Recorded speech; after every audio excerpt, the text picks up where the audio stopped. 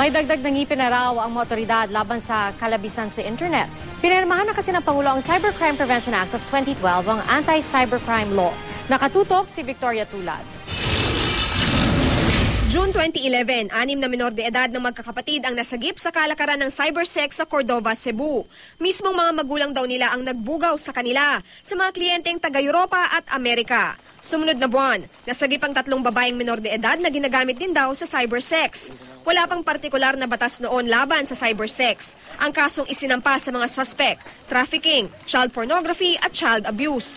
Sa ilalim ng bagong batas na Cybercrime Prevention Act of 2012, itinuturing na ring krimen ang cybersex. Gayon din ang internet fraud, computer-related identity theft at iligal na panghihimasok sa isang computer system. Pati ang hacking o walang permisong pagkuha o pagbabago ng mga data sa isang computer system. Lagot din pati ang mga kasabwat.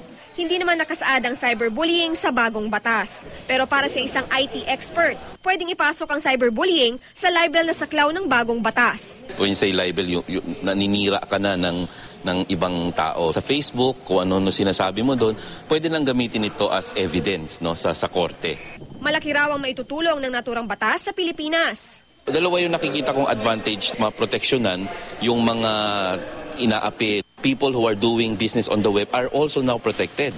Ayon kay Deputy Presidential Spokesperson Abigail Valte, bahala na raw ang mga abogado na tukuyin ang ibig sabihin ng online libel. Bubuo rin daw ng Cybercrime Investigation and Coordinating Center o CICC, isang interagency body na kinabibilangan ng iba't ibang ahensya para papanagutin ang mga lalabag. Victoria Tulad, Nakatutok, 24 Oras.